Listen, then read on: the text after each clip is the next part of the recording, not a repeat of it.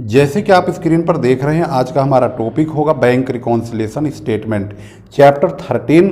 CBSE board के विद्यार्थियों के लिए बहुत ही ज़्यादा महत्वपूर्ण चैप्टर है ये। इसमें हम ऑलरेडी वीडियो बना चुके हैं, लेकिन जो बैंक रिकॉन्सिलिएशन स्टेटमेंट में क्योंकि दो मेथड बताया गया है, एक तो है ऐड और लेस के हिसाब से, दूसरा है प्लस और माइनस के हिसाब से। जो हमने पहली वीडियो सारे सवालों की बनाई है वो ऐड और लेस के माध्यम से बनाई गई है, और कुछ बच्चों की डिमांड ये है कि इसको प्लस माइनस के हिसाब से भी बनाकर दिखाया जाए। वैसे आप किसी भी हिसाब से, किसी भी प्रारूप में आप बैंक रिकॉन्सिलिएशन स्टेटमेंट बना सकते हैं, लेकिन मैं टीचरों से भी गुजारिश करूंगा कि अगर बच्चों पर आप प्रेशर बिल्कुल मत बनाइए। उन बच्चों को अगर वो मेथड आता है ऐड लेस वाला या प्लस माइनस वाला, दोनों मेथड आप उनको बताइए, लेकिन प्रेशर मत डालिए कि आप इसी मेथड से ही बनाएंगे तभी हम आपकी कॉपियां जांचेंगे। इस प्रकार के टीचरों का जो है नेचर ऐसा नहीं होना चाहिए, यह बहुत ही ज़्यादा शर्मनाक बात होगी। इसलिए आप लोग टीचरों को मैं खास करके निर्देश देना चाहूँगा कि भाई आप लोग जो है बच्चों को दोनों मेथड बताइए, समझाइए, लेकिन प्रेशर मत डालिए कि वो किस मेथड को फॉलो करेंगे, ऐड लेस वाले को या प्लस माइनस वाले को। हो सकता है उनकी कमांडिंग में प्लस माइनस अच्छा हो सकता है उनकी कमांडिंग में ऐड लेस वाला अच्छी तरह से आ रहा हो। आप कॉपी जांचिए, जिस मेथड से भी उनका आंसर सही आता है आप उसको जांच करके उनको मार्किंग कीजिए। तो आज हमने जो मेथड लिया है वो प्लस माइनस के अकॉर्डिंग हम कॉपी पर प्रॉब्लम आपको सॉल्व करेंगे, अनसॉल्व्ड प्रॉब्लम को सॉल्व करेंगे। आखिर ये प्लस माइनस की विधि क्या है, तो अब आपकी स्क्रीन पर है इस चैप्टर का क्वेश्चन नंबर 1। जैसे कि इसकी शुरुआत में बताया गया था, इसमें हम बैंक की नज़र में, यानी बैंक की नज़रों में अगर फ़ायदा होगा तो हम फ़ायदा मानेंगे, नुकसान होगा तो नुकसान मानेंगे, और उसी के आधार पर हम अपनी प्रॉब्लम को सॉल्व करेंगे। सबसे पहले आपके सामने यह क्वेश्चन हमने नंबर 1 सेलेक्ट किया हुआ है। 1 2 3 4 इस तरह से अगर आपने एक सवाल समझा, 2 समझा, 3 समझा, तो आपकी कमांड इस प्लस माइनस वाले चैप्टर पर और प्लस माइनस वाली विधि पर बहुत ही ज़्यादा कंसंट्रेशन बना के रखेंगे तो बिल्कुल अच्छी तरह समझ में आ जाएगा। हमेशा फायदे और नुकसान को हमेशा देखते रहिए, ध्यान से समझिए। क्वेश्चन को पढ़ना है आपको, पहले पढ़िए, पढ़ने के बाद समझिए और ध्यान से उस पर सोच बनाइए, अपनी विचार कीजिए कि यहाँ का जो ट्रांजैक्शन दिया है उससे हमें फ़ायदा हो रहा है या नुकसान। जैसे कि यहाँ लिखा हुआ है prepare bank reconciliation statement from the following. यहाँ पर कहा गया debit balance as per the cash book. अगर कैश बुक का डेबिट बैलेंस होता है तो हमारा फायदा होता है, यानी हमारे पास पैसा है, और पासबुक का जो क्रेडिट बैलेंस होता है उसका मतलब भी हमारे पास पैसा है, हम प्लस में चल रहे हैं, हम माइनस में नहीं हैं। लेकिन अगर इसका उल्टा होता है और यहाँ पर वही बैलेंस लिखा होता है credit balance as per the cash book, इसका मतलब हम ओवरड्राफ्ट की सिचुएशन में हैं, हम माइनस में हैं, हमारे पास पैसा नहीं है। इसका बैलेंस भी इसी प्रकार से लिखेंगे। तो जैसे कि आप फॉर्मेट को देख रहे हैं, बैंक रिकॉन्सिलिएशन स्टेटमेंट आपके सामने, इसका फॉर्मेट के अकॉर्डिंग प्लस माइनस के हिसाब से हमने प्रश्न को सॉल्व करने की कोशिश यहाँ पर किया हुआ है। अब यहाँ पर देखेंगे तो debit balance as per the cash book 15,000 रुपये, 15,000 है। इसको हम फॉर्मेट में सबसे पहले आप bank reconciliation statement as on, date भी मिलता है कभी कभी, और इस सवाल में तो फिलहाल डेट नहीं दिया हुआ है तो हम डेट नहीं लिखेंगे। Particulars plus items minus items लिखेंगे। Debit balance as per the cash book यहाँ लिखा हुआ है बुक में, उस कैश बुक का 15,000 हम प्लस में लिखेंगे, क्योंकि अगर कैश बुक का बैलेंस डेबिट है तो इसका मतलब हमारे पास पैसा है और हम प्लस में हैं।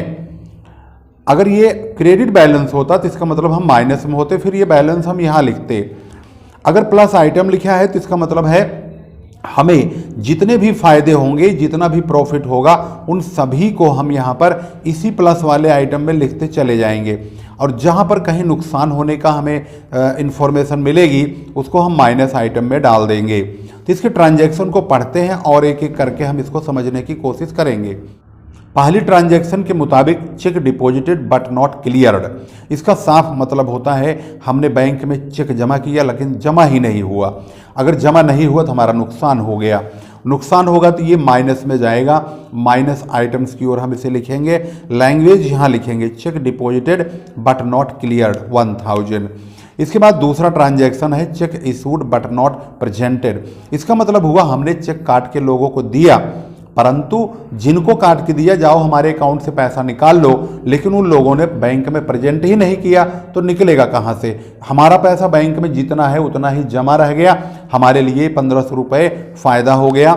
Language check issued but not presented, और यही प्लस आइटम हमारा फ़ायदा हुआ है तो 1500 रुपये जोड़ देंगे, यानी प्लस आइटम में लिखेंगे। इसके बाद अगला पॉइंट आता है बैंक इंटरेस्ट। बैंक वालों ने यानी बैंक ने हमें इंटरेस्ट दिया है 200 रुपये, हमें फ़ायदा हुआ है। तो फ़ायदा हुआ है तो फ़ायदे वाले प्लस आइटम में लिखे जाएंगे सभी को, बैंक इंटरेस्ट 200 रुपये। अब हम देखेंगे ज़्यादा कौन सा है। प्लस आइटम हमेशा ज़्यादा रहना चाहिए, अगर प्लस आइटम ज़्यादा होगा तभी यहाँ बैलेंस हमारा आएगा। अगर कैश बुक के अकॉर्डिंग बैलेंस चल रहा है तो यहाँ पर पासबुक के अकॉर्डिंग बैलेंस हम लिखेंगे। यहाँ पर हमारा टोटल आता है 16,700 रुपये। देखेंगे ध्यान से 16,700, यही ज़्यादा है, इसी को दोनों तरफ लिखेंगे और 16,700 में से 1000 घटाएंगे और ठीक इसी के सामने बैलेंस एज पर पासबुक लिखेंगे और यहाँ पर 15,700 लिख करके इसको मैटर को पूरे को क्लोज कर देंगे। और बैंक रिकॉन्सिलेशन स्टेटमेंट में हमारा यही आंसर होगा जिसे हम बुक से मिलाएंगे। यहाँ पर आप देखेंगे 15,700 बैलेंस एज पर पासबुक आ चुका है। अब हम देखेंगे क्वेश्चन नंबर 2। यहाँ लिखा हुआ है Ramesh has his account with Punjab national bank Delhi और according to his cash book his bank balance on 31st March 2021 rupees 72,950. He sent check for rupees 90,075 to his bank for collection, but checks amounted to rupees 43,769 were not collected by that date. Out of this, the check issued by him in payment of his debt, checks for 29,344 were not presented for payment. Prepare bank reconciliation statement. अब इसको हम यहाँ पर लिखेंगे, इसमें date दिया हुआ है 31 मार्च का, तो हम यहाँ bank reconciliation statement as on 31 March 2021 लिखेंगे। Particular plus items and minus items लिखेंगे और जो बैलेंस उन्होंने लिखा है यहाँ पर बैंक बैलेंस है कैश बुक का, तो इसका मतलब है balance as per cash book है 72,950 का, तो ये बैलेंस हम सबसे पहले लिखेंगे। इसके बाद हम ट्रांजैक्शन को चेक करेंगे, उन ट्रांजैक्शन में हमें फ़ायदा या नुकसान क्या हुआ। फ़ायदा होगा तो प्लस करेंगे यानी प्लस आइटम में लिखेंगे। यहाँ लिखा है उन्होंने चेक भेजा है 90,075 का बैंक में कलेक्शन के लिए। फिर कहते हैं लेकिन जो चेक 43,769 का है ये कलेक्टेड नहीं हुआ, इसी में से ये रकम कलेक्टेड नहीं हुआ है तो यही हमारा नुकसान है, इससे कोई मतलब नहीं है। तो नुकसान है तो यहाँ पर लिखेंगे cheques send for collection but not collected, इसे माइनस में डालेंगे। माइनस आइटम्स हमेशा नुकसान का संकेत होता है, तमाम माइनस आइटम्स को यहाँ लिखेंगे। इसके बाद आता है अगला पॉइंट, इसी में लिखा है आगे बोलते हैं out of cheques issued by him in payment of his डेप्ट।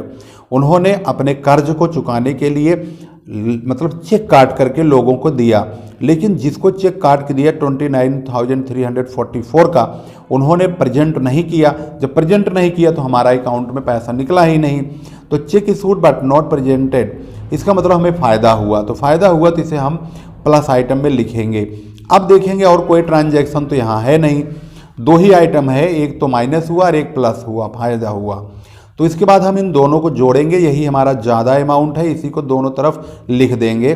1,02,294 यहाँ भी और यहाँ भी लिखेंगे। इसमें से इसको घटाएंगे 43,769 को, यहाँ बैलेंस लिख देंगे और यहाँ पर जब balance as per cash book लिखा है तो answer balance as per passbook में लिख करके इसको क्लोज कर देंगे। क्वेश्चन नंबर 3, यहाँ पर लिखा है 30 जून 2021 को बैंक का कैश बैलेंस बताता है 12,000 रुपये का बैलेंस है। इसको हम यहाँ पर डेट के हिसाब से लिखेंगे। Bank reconciliation statement as on 30 June 2021 particulars plus item minus items. Balance as per cash book यहाँ लिखेंगे 12,000। इसके बाद ट्रांजैक्शन चेक करेंगे एक एक करके, फ़ायदा और नुकसान को चेक करेंगे। तमाम फायदे को हम प्लस आइटम में डालेंगे और नुकसान को माइनस आइटम में डाल देंगे। यहाँ लिखा है checks paid into bank. Bank में इन्होंने चेक जमा किया है 8,000 रुपये का। अब इनका मानना है कि उसमें से 6,500 ही क्रेडिट हुए हैं, तो इसका मतलब है 1,500 रुपये। इसमें से 6,500 निकालेंगे तो 1,500 रुपये का हमारा नुकसान हो गया है। तो उसकी लैंग्वेज होगी cheques send for collection but not collected. यहाँ पर हमने माइनस करके दिखा भी दिया है और ये 15,000 का नुकसान हो गया है, यहाँ पर लिख देंगे माइनस आइटम्स में। इसके बाद आता है the received column of the cash book undercast by 200। इसकी लैंग्वेज ये कहती है कि हमारे कैश बुक में 200 रुपये कम लिखा है। इसका मतलब 200 रुपये हमें मिला होगा तभी तो कम लिखा है, तो इसका मतलब हमारा फायदा हुआ। तो received column of cash book undercast by 200 rupees यहाँ पर लिखा गया है, यानी 200 से हमें फ़ायदा हो रहा है यहाँ पर, क्योंकि हमारी कैश बुक में 200 रुपये डेबिट साइड में कम लिखा है। इसका मतलब ये पैसा हमें कहीं से मिला है लेकिन हम नहीं लिख पाए इसको, तो ये हमारा फ़ायदा है। यहाँ पर बोला गया थर्ड पॉइंट में 29 जून को एक कस्टमर है, उसने हमारे 3,000 रुपये खाते में डायरेक्टली डिपॉजिट कर दिए, तो सरेआम फ़ायदा हो गया। भाई कोई कस्टमर हमारे अकाउंट में सीधा ही पैसा जमा करेगा, हमारी तो बल्ले बल्ले है। इसलिए amount directly deposited by customer 3,000 रुपये प्लस में हम डाल देंगे। इसके बाद आगे अगला आइटम है चेक्स ऑफ 9,200 इशूड किया गया, मतलब चेक काट के दिया गया। इसमें से 2,200 प्रेजेंट हुआ, लेकिन ये 15 जुलाई को हुआ। हमें 30 जून तक देखना है। अगर 30 जून को प्रेजेंट हो जाता तो हमारा चेक से पैसा निकल गया होता, परंतु ये जुलाई में हुआ, तो इसका मतलब जून में तो ये पैसा हमारा 2,200 रुपये निकला ही नहीं, तो ये 2,200 का हमारा फ़ायदा हो गया। Check issued but not presented for payment 2,200 यहाँ पर लिख देंगे, हमारा फायदा है और इसको हम प्लस आइटम में लिखेंगे। इसके बाद है पासबुक में क्रेडिट हुआ है 330 रुपये इंटरेस्ट का। भाई इंटरेस्ट क्रेडिट हुआ तो फायदा और डेबिट हुआ तो नुकसान। बैंक की नज़र में ध्यान रखना है, बैंक अगर कोई चीज़ हमारा क्रेडिट करता है तो हमें फ़ायदा कर रहा है, प्लस में डालेंगे उसको। अगर वो डेबिट कर रहा है तो हमारा नुकसान कर रहा है, उसे माइनस में डालेंगे। तो अमाउंट क्रेडिटेड बाय बैंक है, और किस बात का क्रेडिटेड हुआ है, ये इंटरेस्ट का 330 रुपये यहाँ पर क्रेडिट हुआ, तो इसको हमने लिख दिया, हमारा प्लस आइटम में आएगा क्योंकि हमारा ये फ़ायदा है।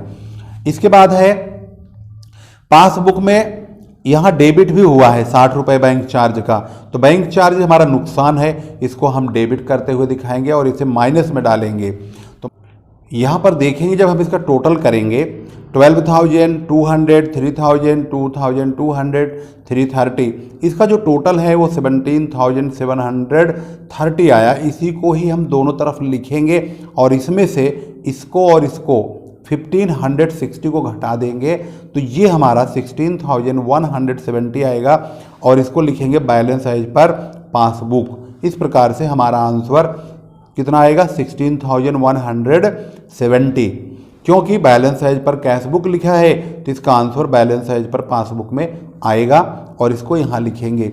इस प्रकार से क्वेश्चन नंबर 3 आपकी स्क्रीन पर कंप्लीट हो चुका है। ये प्लस माइनस की विधि है और इस वीडियो को यहीं समाप्त करते हैं। 3 प्रॉब्लम हमने आपको इस मेथड से समझाया है, आगे की प्रॉब्लम आप भी ट्राई करेंगे। पहले तो इन तीनों प्रश्नों को अपने आप खुद बनाइए, अगर बनाने में आप सक्षम हुए, समर्थ हो गए और आपका आंसर आता चला गया तो मान लीजिए फिर आप आगे के सारे सवाल आप बनाने में सफल अवश्य होंगे। इसका आंसर मिलाएंगे तो यहाँ पर इसका आंसर दिया हुआ है 16,170 और इससे ऊपर वाला क्वेश्चन नंबर जो आपका सेकंड था उसका आंसर यहाँ पे है 58,525।